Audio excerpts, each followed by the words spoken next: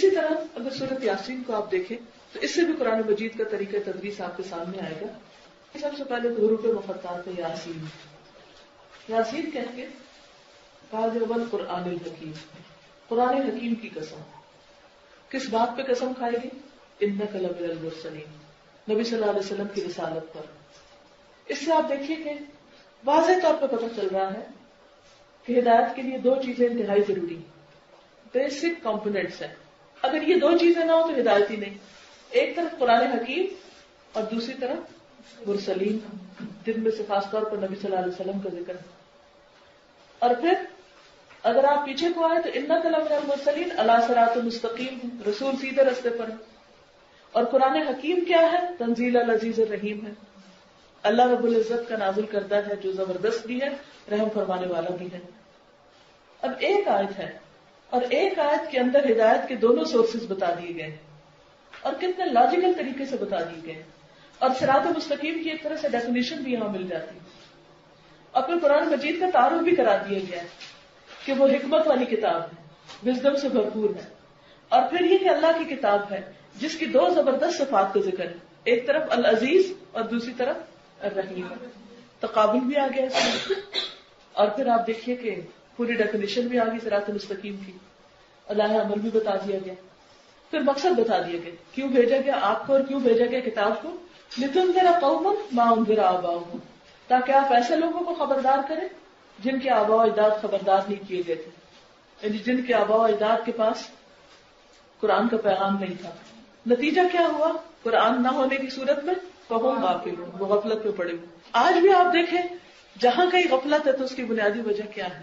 ہدایت سے رشتہ نہیں ہے. لوگ پڑھتے ہیں قرآن لیکن اس سے سبق نہیں لے رہے. اور جب کتاب کی بات بتائی بھی جاتی ہے تو بہت سے لوگ مانتے نہیں ہیں. اور اس میں وہ سارے لوگ آ جاتے ہیں کہ جنہوں نے سرے سے نبی صلی اللہ علیہ وسلم کا انکار کیا یا قرآن کا انکار کیا یا قرآن مجید کے بعض احکامات کا انکار کیا. ایسے لوگ دراصل انا کا شکار ہیں. اسی لیے فرمایا کہ لقد حق القول علی اکثرهم فهم لا یؤمنون. دونوں میں کمپیریزن آپ دیکھیے. انا جعلنا فی اعناقهم اغلالا فهي للاذقان فهم مقمحون وجعلنا من بین ایدیہم سدا ومن خلفهم سدا فاغشیناہم فهم لا یبصرون. تو دو بڑی وجوہات ہیں ہدایت سے دور ہونے کی. ایک طرف مقمحون ہے، دوسری طرف لا یبصرون ہے. مقمحون کون ہوتا ہے؟ مقمحون کن لوگوں کی مثال دی گئی؟ سر اٹھائے کھڑے، ٹھیک ہے نا، سر تھوڑیاں اوپر کی ہوئی ہیں. ٹھیک. اغلال ہے گردن میں توق آپ کو معلوم ہے کہ وہ اس طرح کا کالر ہوتا ہے جو قیدیوں کو سزا دینے کے لیے لگا دیا جاتا ہے جس سے گردن موو نہیں کر سکتی. تکبر کی علامت ہے. مقمحون بیسیکلی کون ہے؟ جو متکبر لوگ ہیں، جو قرآن کی بات کے آگے جھکتے نہیں اور وہ انا کا شکار ہے. دوسری وجہ کیا ہے؟ وہ لا یبصرون، دیکھتے نہیں ہیں. کیا نہیں دیکھتے؟ یہ نہیں کہ آنکھیں نہیں ہیں. قرآن مجید میں آتا ہے فإنها لا تعمى الأبصار ولكن تعمى القلوب التي في الصدور. آنکھیں اندھی نہیں ہوتی بلکہ کیا اندھا ہو جاتا ہے؟ دل اندھے ہوتا ہے. تو وہ دیکھتے نہیں ہیں. اب اس کی وجہ کیا ہے؟ آگے بھی کی دیوار ہے، پیچھے بھی ایک دیوار ہے، اوپر سے بٹھا کے ہوئے. اور دیکھیں کہ دو آیتوں کے اندر کتنا زبردست نقشہ کھینچ دیا گیا ہے. کن کا؟ ان کا جو قرآن کی ہدایت سے فائدہ نہیں اٹھاتے. اگر آپ ان الفاظ کا ترجمہ جانتے ہو ان کو چھوٹے چھوٹے حصوں میں دیکھ کے الگ الگ غور کریں کیونکہ قرآن مجید تدبر کی دعوت بھی دیتا ہے. بلائنڈ فالوئنگ کے لیے نہیں کہتا کہ آپ صرف کسی کی بات سن لو اور آنکھیں بند کر کے اس کے پیچھے چلو. نہیں، اپنی عقل سے کام لو، سوچو. لیکن جو لوگ سوچتے نہیں وہ تعصب میں ڈوبے ہوئے ہیں تو اس کی وجہ سے ان کے ساتھ یہ معاملہ ہے. پھر آپ دیکھیے دوبارہ جی اس میں آپ دیکھیے اغلال ہے، اذقان اکڑی ہوئی ہے، مقمحون ہے، دیوار ہے، آگے ہے، پیچھے ہے. یعنی خود پرسنلی بھی کیا ہے؟ اندر بھی اکڑ ہے اور باہر بھی پورا ماحول انہوں نے سراؤنڈ کیا ہوا. کہاں سے ہدایت ملے؟ اس لیے بہت ضروری ہے کہ اگر ہمیں ہدایت حاصل کرنی ہے اور قرآن کا اصل مقصد سمجھنا ہے تو ہمیں آس پاس ماحول کے خول کو بھی توڑنا ہوگا اور اس کے ساتھ اپنے اندر بھی ایک عاجزی لانی ہوگی اور اللہ کے آگے رو کر دعا کرنی ہوگی کہ اللہ تو ہمیں وہ راہ دکھا جو تیرے انعام یافتہ بندوں کا راستہ ہے. پھر فرمایا وَسَلَامٌ عَلَيْهِمْ أَأَنذَرْتُمْ أَمْ لَمْ تُنذِرْ لَا يُؤْمِنُونَ. اب ایک گروہ یہ ہے نہ ماننے والوں کا. اور کمپیریزن ہو رہا ہے دوسری طرف انما تنذر من اتبع الذکر وخشی الرحمن بالغیب فبشرہ بمغفرۃ واجر کریم. ایک نے ماننا نہیں، دوسرا ماننے والے کا. دوسرے یہ نہیں کہا کہ وہ مان جائیں گے، فوراً ہی کہہ دیا کہ ان تک تو بات پہنچے گی تو فوراً ہی وہ ذکر کو فالو کرنے لگیں گے. یہ ماننے والوں کی پہچان بتائی گئی. ذکر سے مراد قرآن مجید ہے. انما تنذر من اتبع الذکر.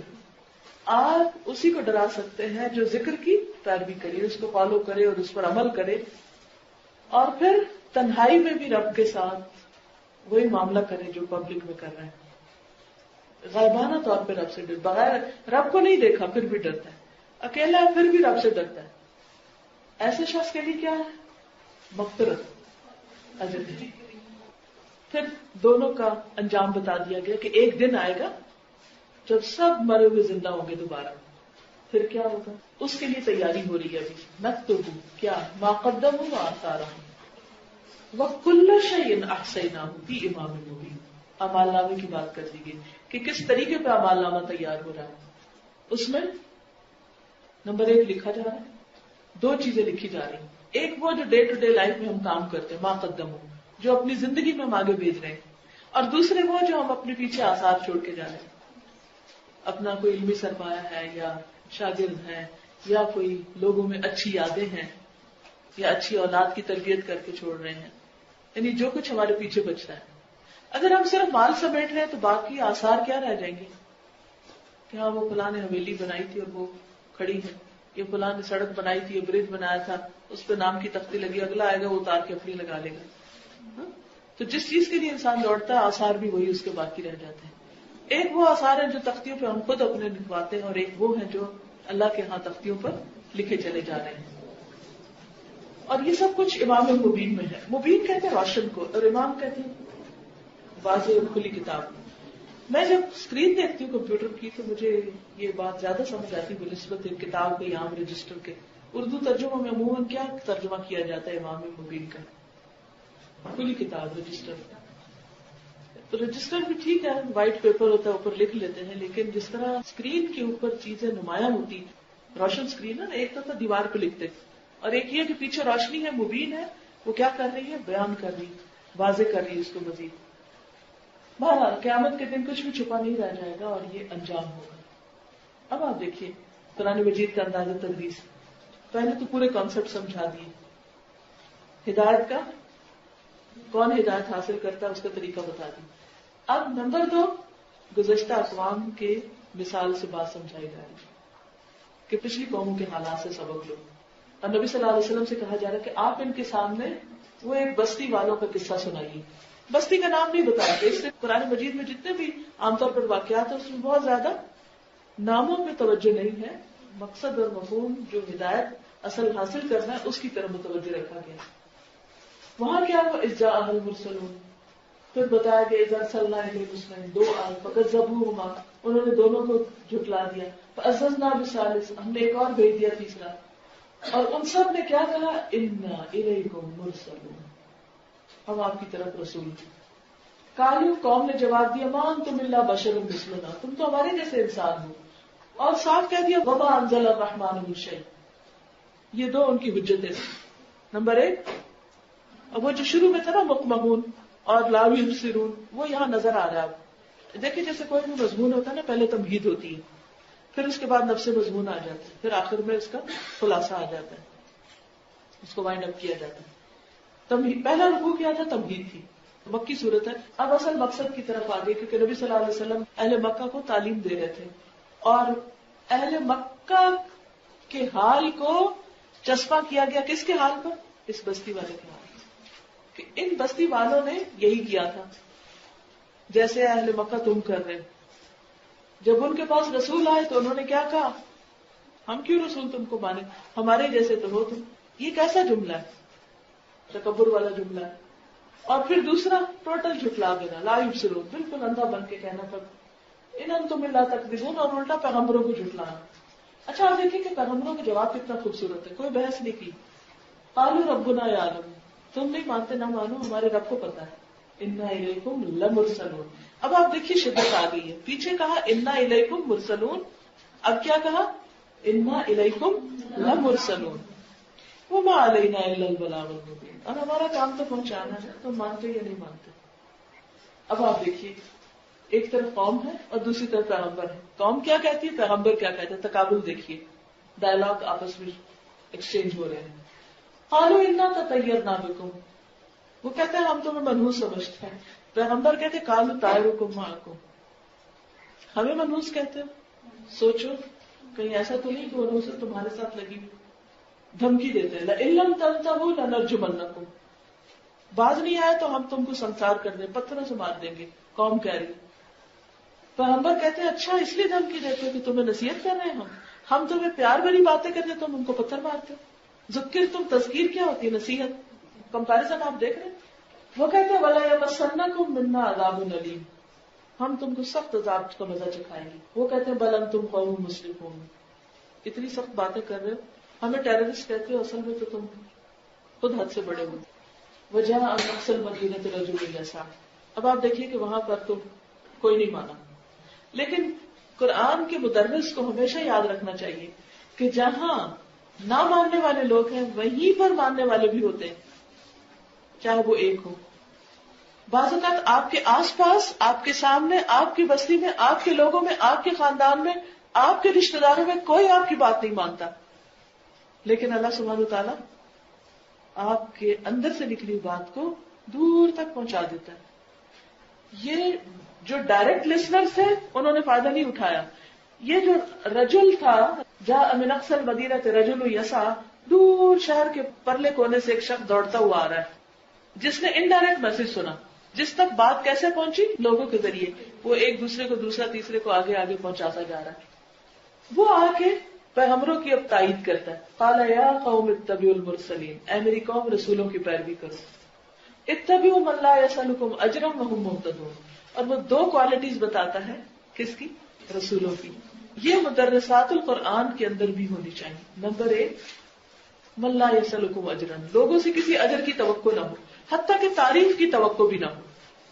مدرس کا اجر اللہ پر ہوتا ہے, اور وہ لوگوں پر احسان نہیں جتاتا, اور لوگوں کے ساتھ کیا معاملہ کرتا ہے, سیلف لیس ہو کر احسان کا معاملہ کرتا ہے. وہ دینے والا ہوتا ہے, وہ لینے والا نہیں ہوتا. وہ مہتدون, اور وہ خود بعمل ہوتا ہے, خود ہدایت پر ہوتا ہے. اور پھر یہاں بھی آپ دیکھیں بہت زبردست لاجک ہے. وَمَا لِيَ لَا أَعْبُدُ الَّذِي فَطَرَنِي, انداز آپ دیکھیے, کیوں نہ عبادت کروں اس کی جس نے مجھے پیدا کیا. یہ اس کے دل کی آواز ہے. اس نے اپنی عقل سے کام لیا, جبکہ قوم خواہشات سے کام لے رہی, قوم سمجھ کے نہیں دے رہی. اور پھر انہیں کہتے ہیں وَإِلَيْهِ تُرْجَعُونَ, اللہ کی بات نہیں مانو کہ واپسی بھی تو وہی ہے. پھر مزید ان کو سمجھاتا. اتخذ, سب جگہ سوالیہ باتیں آ رہی ہیں. یہ سوالیہ انداز بہت زبردست انداز ہوتا ہے تدریس میں. تو آپ سب معلومات کو میں یہی کہوں گی کہ جب آپ پڑھائیں تو کوشچنز ریز کیا کریں. کیا خیال ہے, کیوں کہا گیا, کس لیے کہا گیا, کس سے کہا گیا. اس سے کیا ہوتا ہے کہ طالب علم سوچتا ہے. اور اگر ہمارے دینی مدارس کے طالبات اور طلبہ جو ہے وہ سوچنے سمجھنے لگ گئے, کیونکہ موسٹلی ہمارا طریقہ تدریس میں رٹوانا ہے, جبکہ جدید طریقہ تعلیم میں عموماً غور و فکر کی دعوت دی جاتی ہے. قرآن کے طریقے تدریس کو ہم دیکھتے ہیں کہ تو وہاں زبردست طریقہ کیا ہے, غور و فکر کا طریقہ ہے. اور وہ غور و فکر کیسے ہوتا ہے, جب سوال کیا جاتا ہے. آپ دیکھیے ایک شخص چپ کر کے بیٹھا ہو, اگر آپ اس سے کچھ پوچھیں گے تو نیند سے ایک دم جاگ اٹھے گا. ایک نیند ہوتی ہے فزیکل نیند, اور ایک نیند ہوتی ہے جہاں عقل سوئی بھی ہوتی ہے, عقل ماری بھی ہوتی ہے.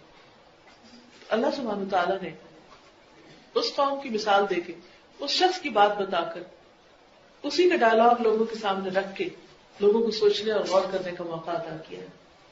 أَتَّخِذُ مِن دُونِهِ آلِهَةً, اللہ کو چھوڑ کر میں کسی اور کو الہ بناؤں.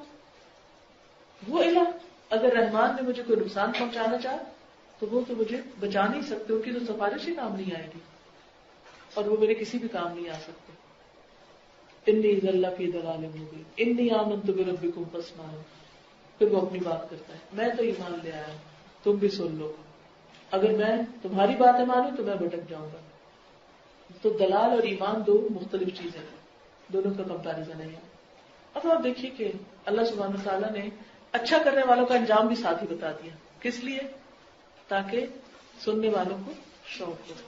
اگر کسی وقت اللہ کی خاطر کوئی قربانی تمہیں کرنی پڑ جائے تو اللہ تعالیٰ اس کو رائیگاں نہیں کرے گا. قیل ادخلوا الجنہ، کہا کہ جنت میں جاؤ. اب دیکھیے شخص کی کارخواہی کی انتہا. قال یا لیت قومی یعلمون، کاش میری قوم کو پتہ چل جائے. وہ قوم جس نے مار ڈالا تھا انہی کی خیرخواہی کر رہا ہے. تو معلمات اور مدرسات القرآن کو اس درجے کا خیرخواہ ہونا ہے. طالب علم بدتمیزی کرے، طالب علم کچھ بھی کرے، نقصان بھی دے، تو بھی بہترین استاد وہی ہے کہ جو پھر بھی خیرخواہی نہ چھوڑے. جیسے بچے انتہائی بھی تنگ کرتے ہیں لیکن ماں پھر کیا کرتی، پھر پلٹ کر انہی کے پاس پھر ان کو سمجھاتی.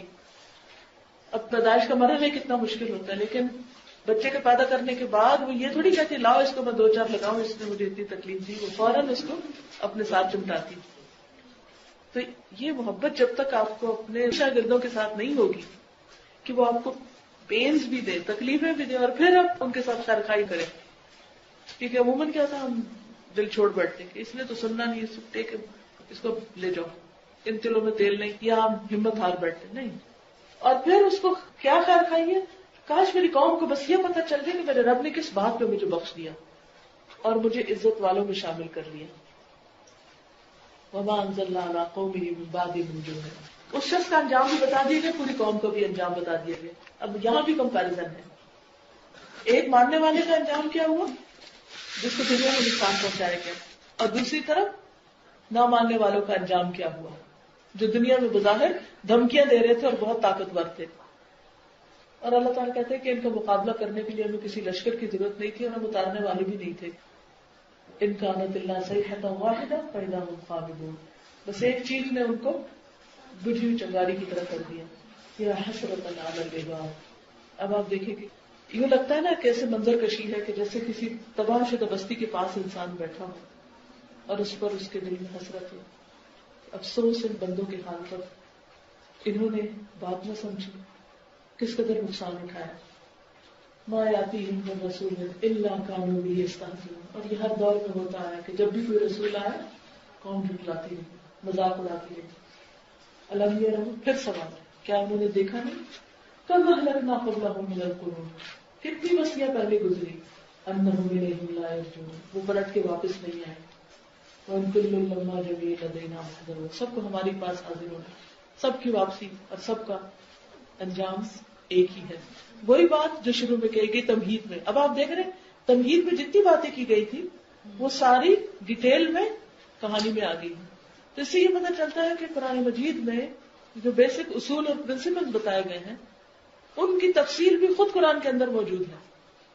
اسی لیے کہا جاتا ہے کہ قرآن کی تفسیر سب سے پہلے کس سے کی جائے، خود قرآن سے کی جائے. اس کا معنی اس کے اندر ہی موجود ہے. پھر اس کے بعد نبی صلی اللہ علیہ وسلم کی طرف رجوع کیا جائے. اب آپ دیکھیے کہ عقلی دلائل آگے، پچھلے کیا سے نقلی دلیل. نقلی دلیل سے مراد پچھلے اقوام کے واقعات. اب عقل کو اپروچ کیا جا رہا ہے کہ دیکھو، کیونکہ پیچھے کہا نا کہ جو ایمان نہیں لاتے وہ دیکھتے نہیں ہیں، غور نہیں کرتے.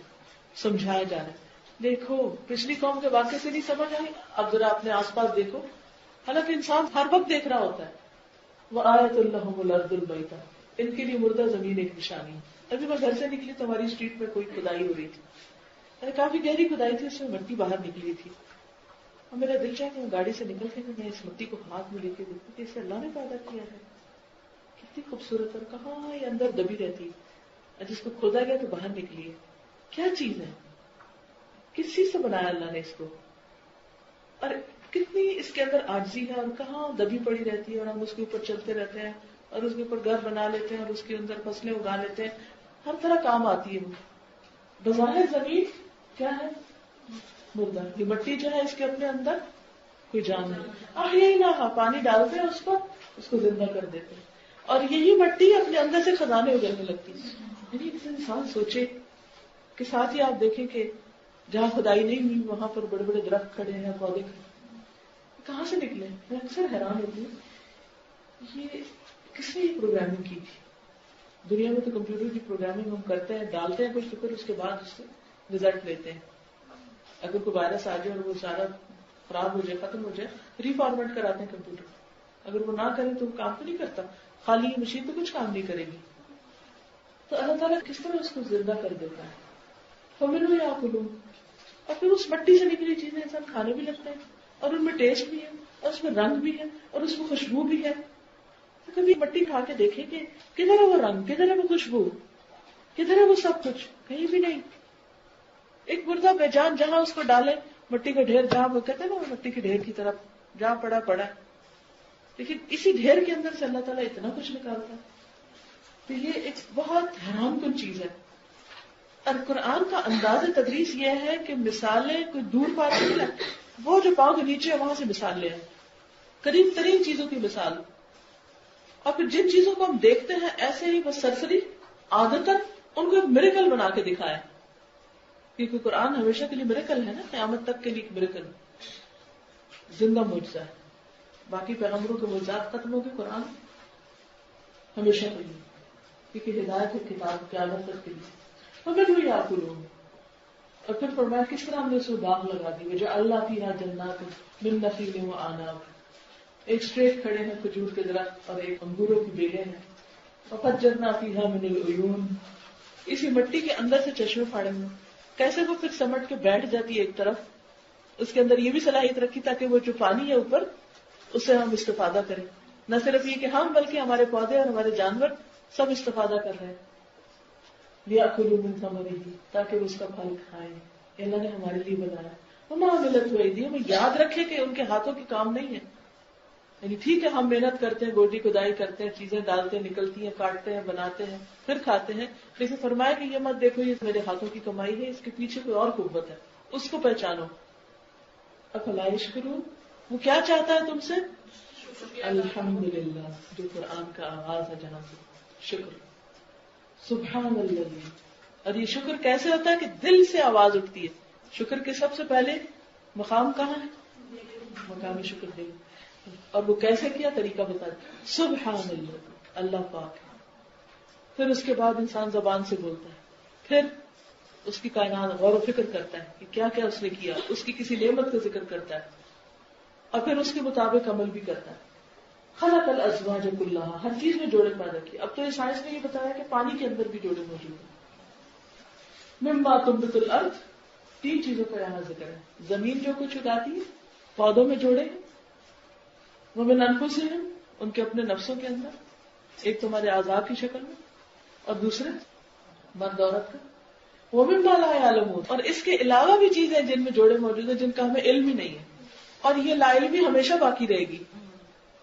قرآن ہمیشہ کے لیے ہمیشہ یہ لا علمی باقی رہے گی کہ کہاں کہاں جوڑے موجود ہیں, کس کس شکل میں موجود ہیں. وآیۃ لہم اللیل, اب رات کی بات ہوگی. نسلخ منہ النہار, رات سے ہم دن ہٹا لیتے ہیں. فإذا هم مظلمون, سب اندھیرے میں آ جاتے ہیں, دن ہٹا لیتے ہیں. حیرت کی بات ہے. دن کیسے ہوتا ہے؟ سورج سے. اچھا تو ہٹتا کیسے؟ سورج غروب ہوتا جاتا ہے. پہلے نظریہ تھا کہ سورج ایک جگہ کھڑا اور زمین موو ہو رہی ہے, پھر یہ تھا کہ جی زمین ایک جگہ کھڑی اور سورج, اب پتہ چلے جی کل فی فلک یسبحون, سبھی گھوم رہے ہیں, اور اسی گھومنے میں دن اور رات تبدیل ہو جاتے ہیں. تو سورج جب ہٹتا جاتا ہے تو اندھیرا آتا جاتا ہے. گویا دن جیسے کھال اتارتے ہیں نا, سلاخا ہوتا ہے کھال اتارنا. پھر سورج اور چاند کو آپ خود کمپیئر کریں. ابھی میں نے بتایا تھا نا کہ قرآن کے طریقے تدریس کیا ہے جس میں کمپیریزن. ایک طرف سورج ہے, دوسری طرف چاند ہے. سورج کیا کرتا ہے؟ تجریل مستقر لها, گھوم رہا ہے. ذالک تقدیر العزیز العلیم, کس نے یہ اندازہ مقرر کیا؟ اللہ نے. پھر والقمر, چاند ہے, قدرناہ منازل, ہم نے اس کی منزلیں طے کی. حتی عاد کالعرجون القدیم. اب دیکھیں چاند بے نور ہے خود, اس کی اپنی کوئی روشنی نہیں, کہاں سے لیتا ہے وہ؟ اس سے آپ دیکھیں اندازہ کتنا زبردست ہے آپ کا. جی جو الفاظ ہے نا, ذالک تقدیر العزیز العلیم, اگر اس رفتار میں سورج کی یا چاند کی یا زمین کی کچھ کمی آ جائے تو وہ جو چاند کا گھٹنا بڑھنا ہے سارا نظام بتر بتر ہو کے رہ جائے. ایک خاص انداز سے, ایک خاص اینگل سے, ایک خاص وقت پر وہ سورج کے سامنے آتا ہے یا سورج سے وہ اپنی روشنی لیتا ہے, اور پھر اگر زمین بیچ میں آ جائے تو کیا ہوتا ہے؟ چاند گرہن لگ جاتا ہے. لا الشمس ينبغي لها ان تدرك القمر, سورج اگرچہ بڑا ہے لیکن چاند کو پکڑ نہیں سکتا, زمین بیچ میں. وَلَلَّيْلُ سَابِقُ النَّهَارِ، رات بھی اپنے کنٹرول میں، دن سے آگے نہیں نکل سکتی. وَكُلٌّ فِي فَلَكٍ يَسْبَحُونَ. اور یہ سب کیوں ہو رہا ہے؟ اب آپ دیکھیے کہ سائنس بھی ہے قرآن کے اندر. یعنی طریقے تدریس میں صرف گزشتہ اقوام کی کہانیاں نہیں، یعنی سکھانے کا ایک بہترین طریقہ کہانی ہوتی ہے، کہانی بھی سنا دی. سکھانے کا دوسرا بہترین طریقہ مثالوں سے بات سمجھانا، کائنات کی مثالیں دے دی، اور پھر اس کے بعد غور و فکر کروانا. اور یہ سب کچھ یعنی پوری یونیورس کے بارے میں بات ہوگی، سورج کی، چاند کی، آسمانوں کی، زمین. وآیۃ لہم انا حملنا ذریتہم، پھر کشتیوں کی بات ہے. وخلقنا لہم من مثلہ ما یرکبون، نوح علیہ السلام کی کشتی کی بات ہے، پھر ساری کشتیوں کی بات ہے. یہ بھی ایک نشانی ہے، اس پہ غور کرو. ابھی یہ بھی حیرت انگیز نشانی ہے. ایک طرف زمین کی مٹی ہے، دوسری طرف پانی ہے. پانی کا کتنا وزن ہوتا ہے. اور زبردست چیز یہ کہ ایک سوئی جو ہے وہ تو ڈوب جاتی ہے، لیکن بڑے بڑے جہاز جو ہے اس کے اوپر تیر ہے. وَإِن نَشَأْ نُغْرِقْهُمْ، ہم چاہیں تو ان کو بھی ڈبو دیں، کوئی ان کی چیخ سننے والا نہ ہو. میں جب اندر آئی ہوں تو میں نے دیکھا کہ یہ جگہ آپ کی ایسی ہے کہ چاروں طرف اور بلڈنگز وغیرہ کم نظر آتی ہیں، تو اتنی خاموشی تھی آج. تو بالکل آپ یوں ہی سمجھے کہ جیسے سمندر کے اندر ایک کشتی ہوتی ہے، کہ کہیں وہاں خدا نخواستہ وہ ڈوب رہی ہے، وہ چیخیں پکارے تو کوئی سننے والا نہیں. اور اسی طرح مثلی میں جیسے پانی میں چل رہے ہیں ایسے جہاز بھی چل رہے ہیں، ہوا میں بھی تیر رہے ہیں. وہ بھی تیر رہی ہے نا، سمندر میں تیرتے ایسے ہوا میں تیر رہے ہیں. اور وہاں بھی کچھ حادثہ ہو جائے کوئی نہیں پہنچ سکتا. الا رحمۃ منا ومتاع للحین. یہ سب چیزوں سے فائدہ اٹھانے کے لیے ہم نے تمہیں بس ایک لمیٹڈ ٹائم دیا. تو ہم میں سارے کے پاس ایک لمیٹڈ ٹائم ہے. وَإِذَا قِيلَ لَهُمُ اتَّقُوا مَا بَيْنَ أَيْدِيكُمْ وَمَا خَلْفَكُمْ لَعَلَّكُمْ تُرْحَمُونَ. تقویٰ کا جب سبق دیا گیا، آئندہ آنے والی اور پیچھے والی چیزوں سے سبق پکڑو، کیونکہ تقویٰ ہو تو رحمت آتی ہے. تو کیا ہوا؟ وَمَا تَأْتِيهِم مِّنْ آیَةٍ مِّنْ آیَاتِ رَبِّهِمْ إِلَّا كَانُوا عَنْهَا مُعْرِضِينَ. کیونکہ لا یبصرون مقمحون ہے، اس لیے ہر نشانی کو بس ایسے ہی اس پر سے گزر جاتے ہیں، منہ موڑ جاتے ہیں، سبق بھی نہیں لیتے. اور جب ان سے کچھ کرنے کو کہا جاتا ہے، جیسے یہاں کہا جاتا ہے مال خرچ کرو، اس وقت ان کی عقل بڑی کام کرتی ہے. پھر وہ حجتیں کرنے لگتے، بحثیں کرنے لگتے، کہتے ہیں جن کو اللہ نے نہیں کھلایا ہم کیوں کھلائیں، اور تم تو خود گمراہ ہو. پھر آپ دیکھیے وَيَقُولُونَ مَتَىٰ هَٰذَا الْوَعْدُ، بحث مباحث سے پیغمبر کا مذاق، باتوں کا مذاق. قیامت کب آئے گی اس کی بات ہے، کہا دور نہیں، ایک چیخ ہے بس، وہی چیخ جو اس قوم کو تباہ کرنے والی تھی، وہی ساری کائنات کو ایک طرف سے خاموش کر دے گی. فَلَا يَسْتَطِيعُونَ تَوْصِيَةً وَلَا إِلَىٰ أَهْلِهِمْ يَرْجِعُونَ، نہ واپس جا سکیں گے نہ ہی وصیت کر سکیں گے.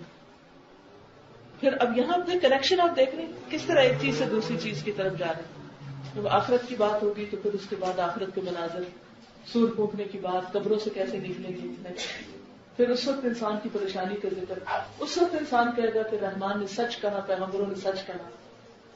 پھر سب اللہ کے پاس واپس ہو. اس دن کیا ہوگا، کسی پہ ظلم نہ ہوگا اور ہر ایک کو اس کے کیے کا بدلہ ملے گا. اب نتیجہ نکال کے بتا دیا گیا کہ وہ الٹیمیٹلی کیا ہوگا. جنت والوں کی ساری منظر کشی کر دی گئی، کس طرح وہ مزے کر رہے ہوں گے، ان کی بیویاں کمپینین ساتھ ہوں گے، کھانے پینے کی چیزیں ہوں گی، ہر چیز جو مانگیں گے ملے گا. ایسا تھا نہیں زبردست قسم کے کسی ریسٹورینٹ میں بیٹھے ہوئے ہیں اور جو چاہتے ہیں وہ حاضر کر دیا جاتا ہے. اور سب سے بڑی بات یہ کہ رحمان کا سلام آئے گا، رب رحیم کا. مجرموں کو الگ کر دیا جائے گا، اس وقت ان کو یاد دہانی کرائی جائے گی کہ تمہیں کہا نہ تھا کہ شیطان کی بندگی ہو. اب یہ ہونا تو سب آخرت میں، لیکن دنیا میں ہی بتا دیا گیا. تو اس سے کیا پتا چلتا ہے؟ طریقہ بتا دیا گیا، انجام تک پہنچایا گیا. کیونکہ ٹائم کم ہے، آگے کا حصہ آپ لوگ خود بھی دیکھ سکتے ہیں. لیکن یہ کہ زبردست خوبصورت انداز ہے جس میں انسان کے ذہن کو بھی اپروچ کیا گیا، اس کے دل کو بھی، اس کے جذبات کو بھی، اس کی عقل کو بھی، اس لاجک سے بھی سمجھایا گیا، اس کو زبردست طریقے سے بھی سمجھایا گیا. اللہ تعالیٰ سے دعا ہے کہ اللہ تعالیٰ ہمیں اسی طریقے سے قرآن مجید کی تدریس کی توفیق دے جس طرح اللہ ہم سے چاہتا ہے، تاکہ ہم زیادہ سے زیادہ انسانوں کو فائدہ پہنچا سکیں. اگر کوئی سوال ہو جی. الہدا کا تعارف کرانا، بیسیکلی الہدا کا جو ویژن ہے قرآن پر آل، قرآن سب کے لیے. میرا جو ویژن ہے اور میں جس طرح فیل کرتی ہوں دنیا کے اس گلوب کے اوپر ہر بندے کے لیے، کہ جس طرح اللہ نے مجھے قرآن کی روشنی دی ہے، کوئی طریقہ ہو کہ ان سب تک پہنچے. کوئی ایک بندہ بھی نہ مرے کہ اس کو یہ نہ پتا چلے کہ اس کے رب نے اس کے لیے کیا بھیجا، رب کا تحفہ اس تک پہنچ جائے. قرآن ایک انعام ہے سب بندوں کے لیے. بس یہی سوچ لے کے الہدا بنا تھا، یہی سوچ اپنے اسٹوڈنٹ میں ڈالتی ہوں کہ وہ اس کتاب کو جہاں بھی ہوں کسی بھی طرح دوسروں تک پہنچانے کی کوشش کریں. اسٹوڈنٹ جب قرآن پڑھتے ہیں تو وہ قرآن ان کو خود رہنمائی کرتا ہے کہ اچھا کچھ کرو، کیونکہ تھوڑے دن کے لیے آئے دنیا میں. جب آپ قرآن پڑھا رہے ہوں تو میں جب پڑھاتی ہوں میں بہت زیادہ کوشش کرتی ہوں، بلکہ میرے پڑھانے کا انداز ہی یہی ہے کہ میں پڑھاتے پڑھاتے سوال شروع کر دیتی ہوں. مثلا میں تھوڑا سا آپ کو طریقہ بتا دوں. ذالک الکتاب، یہ کتاب کون سی کتاب؟ لا ریب فیہ، اس میں کوئی شک نہیں. کس میں کوئی شک نہیں؟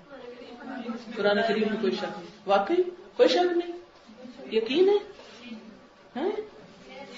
ہاں سب سچ ہے. پھر اس میں جو کچھ ہے اسے ماننا ہوگا. اوکے کس لیے آئی ہے؟ ہدی للمتقین. ہدایت کیا ہوتی ہے؟ پوچھتی ہوں میں اسٹوڈینٹس ہدایت کیا ہوتی ہے، وہ سوچنے لگ جاتے ہیں. اچھا پھر خود ہی بتاتی ہوں. ہدایت کا لفظ ہے نا ہا دال یا سے ہے، اور اس کا مطلب ہوتا ہے راہ دکھانا. اچھا للمتقین، متقین کے لیے. متقین کون ہوتے ہیں؟ تقوی والے. تقوی کیا ہوتا ہے؟ تقوی یہ ہوتا ہے. اچھا وہ ہوتے کیسے ہیں؟ ان کی صفات کیا ہے؟ الذین یؤمنون بالغیب، وہ جو غیب پر ایمان رکھتے ہیں. اچھا غیب کیا ہوتا ہے؟ ہر جملے میں میرا سوال ہوتا ہے ان سے کہ یہ کیا ہوتا ہے. پھر ڈکشنری کا استعمال، پھر مختلف تفاسیر سے استفادہ. اچھا غیب یہ ہوتا ہے ان سین حقائق جن کو ماننا ضروری ہے. وَيُقِيمُونَ الصَّلَاةَ، نماز قائم کرتے ہیں. اقامت صلاۃ کیوں کہا گیا؟ نماز پڑھتے کیوں نہیں کہا گیا؟ صلاۃ کیا چیز ہے؟ پھر وَمِمَّا رَزَقْنَاهُمْ يُنْفِقُونَ، جو رزق ہم نے ان کو دیا اس میں سے خرچ کر. رزق کیا ہوتا ہے؟ رزق کیا صرف مال کو کہتے ہیں یا کچھ اور بھی ہوتا ہے؟ پھر وہ سوچنے لگ جاتے ہیں. اچھا دیکھو یہ رزق تو ہر اس چیز کو کہتے ہیں جو بندے کو پروویژن ہوتی ہے، صرف مال نہیں ہوتا. ينفقون خرچ کرتے ہیں. کہاں خرچ کرتے ہیں؟ کس کو دیتے ہیں؟ کس کس قسم کا خرچ کرنا ہوتا ہے؟ فرضی ہوتا ہے، نفلی ہوتا ہے، زکوٰۃ ہوتی ہے، صدقہ ہوتا ہے، خیرات ہوتی ہے. اچھا یہ چیزیں پھر کیا کرتی ہے؟ الٹیمیٹلی تقویٰ پیدا کر دیتی. جب تقویٰ ہوتا ہے تو پھر انسان ان پر عمل کرنے لگتا ہے، پھر وہ ایک سائیکل بن جاتا ہے. تو اس تدریس کا جو انداز ہوتا ہے اس سے وہ بات میری نہیں رہتی کہ میں ان کے اوپر کچھ مسلط کر رہی. اس سے کیا ہو جاتی ہے؟ یہ بات ان کے منہ کی نکلی ہوتی ہے. اللہ نے سب کو عقل دی ہے نا، عقل استعمال کرتے ہیں پھر کہ ہاں یہ بات تو یہی ہے. پھر ایک چیز ہے کہ میں کہوں یہ کرو یہ کرو یہ کرو، میں نہیں کہتی زیادہ. اپنے بچے کو بھی میں یہ کہتی ہوں، میں کہتی دیکھو یہ صحیح ہے اور یہ غلط ہے، تمہارا کیا خیال ہے، کیا لینا ہے؟ اٹس اپ ٹو یو، جو بھی لینا لو. تو کیونکہ ہیومن بینگ ہے نا، وہ کسی کی غلامی قبول نہیں کرتے. تو میں کبھی بھی ان کی استاد بننے کی کوشش نہیں کرتی یا ان کے اوپر ڈکٹیٹ نہیں کرتی یا ان کے اوپر جبر نہیں کرتی، زبردستی نہیں کرتی. تو کہتی یہ ہے، سوچ لو، عقل سے کام لو، لینا ہے لے لو، نہیں لینا تو بھی تمہاری مرضی. فائدہ نفع نقصان آپ کا اپنا، ٹھیک ہے نا. تو انشاءاللہ یہ اپروچ جب آپ اختیار کریں گے تو فائدہ ہوگا. الحمدللہ میرے پاس ہر مکتب فکر کے لوگ آتے ہیں اور ہر بیک گراؤنڈ سے لوگ آتے ہیں، چونکہ ہمارا موٹو یہی ہے قرآن فار آل. ہم خود لوگوں میں تفریق نہیں کرتے. اور اسی وجہ سے میں کینیڈا میں 5 سال گزار کے آئی ہوں کہ صرف پاکستانیوں کے لیے نہیں ہے قرآن، اوروں کے لیے بھی ہے. کینیڈا کا انتخاب کرنے کی ایک وجہ یہ تھی کہ دنیا میں سب سے زیادہ جو ملٹی کلچرل سوسائٹی ہے، موزیک ہے ایک، وہ کینیڈا ہے. 150 قسم کی کمیونٹیز ہیں وہاں پر. بہت زیادہ ورائٹی ہے لوگوں کی، بے شمار زبانیں بولی جاتی ہیں. کیونکہ میرا ایک ویژن تھا کہ قرآن فار آل، لہذا ایسی جگہ پر جا کر قرآن پڑھانا شروع کیا جائے جہاں سے صرف پاکستانی نہیں بلکہ ہر کمیونٹی کا شخص فائدہ اٹھا. اور الحمدللہ اب ہمارے اسٹوڈینٹس میں مختلف زبانیں بولنے والے لوگ آ رہے ہیں. اور ان سب سے میں انٹرویو میں یہی کہتی رہی. بعض زبانیں ایسی تھی کہ مجھے نام بھی نہیں آتا تھا ان کا، کوئی افریقن ٹرائبز وغیرہ کی. تو میں ہر ایک سے کہتی تھی دیکھ لو، پڑھ کے پھر اس کو آگے اپنے لوگوں میں لے کے جانا ہے، اپنی کمیونٹی میں لے کے جانا ہے. تو اس میں کیا ہے کہ میں خود سب سے پہلے خود اپنے دل میں کسی کے لیے نفرت نہیں رکھتی، نہ کسی کے لیے تعصب رکھتی ہوں، نہ میں اپنے شاگردوں میں تفریق کرتی ہوں. یہ الگ بات ہے کہ جو زیادہ انٹیلیجنٹ ہوتے ہیں وہ خود بخود آپ کے دل کے قریب ہو جاتے ہیں، لیکن ویسے فرق نہیں رکھتی. اور پیغمبروں کا طریقہ کیا رہا ہے کہ غلطی کرے بھی قوم تو کیا کرو، ان کو معاف کر دو، درگزر کرو. تو ہمیں انہی کی پیروی کرنی ہے نا. تو اگر شاگردوں کی طرف سے کبھی کوئی ایسی چیز آئے بھی تو میں اگنور کر دیتی ہوں. تو الحمدللہ اس سے فائدہ کیا ہوتا ہے کہ جب میرے دل میں محبت ہوتی ہے تو ان کے دلوں میں بھی ہوتی ہے. یہ محبت دو طرفہ چیز ہوتی ہے نا. ہم محبت ایکسپیکٹ نہیں کر سکتے، ہمیں دینے والا بننا چاہیے. تو جب آپ تفریق نہیں کرتے تو وہ بھی اعتماد کرتے ہیں آپ پر. اور جب اختلافی فروعی مسائل پر کوئی ضد کرے بھی یا کچھ کرے تو کہتی ہے یہ تو تمہارا اپنا معاملہ ہے، میرا کام ہے اللہ کی بات پہنچانا، آگے تم خود فیصلہ کرو، میری بات نہیں مانو. اور اسی وجہ سے اللہ کا شکر ہے کہ پھر لوگ آتے ہیں لے کے چلے جاتے ہیں. اور قرآن سے شروع کرنے کا مقصد بھی یہی تھا. دیکھیں جب ہم فقہ پہ آتے ہیں اور چیزوں پہ آتے ہیں، تاریخ پہ آتے ہیں، لوگ اپنی اپنی چیزیں لے کے بیٹھ جاتے ہیں. قرآن ایک واحد چیز ہے جس پر سب کا اتفاق ہے، اور یہ اس وقت کی بہت بڑی ضرورت ہے. اگر ہم فرقوں میں بٹے رہے، نفرتوں میں ہم مشغول رہے تو ہم دوسروں کو ترنے والا بن جائیں گے، تمہاری داستان بھی نہ ہوگی داستانوں میں. تو اس لیے وقت کی بہت بڑی ضرورت ہے جو ہم سب کو سمجھنی چاہیے کہ ہمیں آپس میں ایک دوسرے کے ساتھ ہاتھ سے ہاتھ پکڑ کے ایک دوسرے کا رکھنا ہے اور خیر اور بھلائی کے راستے پہ چلنا ہے اور نفرتوں کو کم کرنا ہے. انشاءاللہ جب آپ یہ کریں گے تو جو آپ کے دل میں ہوگا نا وہ دوسروں کے دل تک جائے گا، یہ میرا یقین ہے. تو انشاءاللہ اللہ کے فضل سے پھر آپ کامیابی ہوگی. جزاکم اللہ خیرا. السلام علیکم.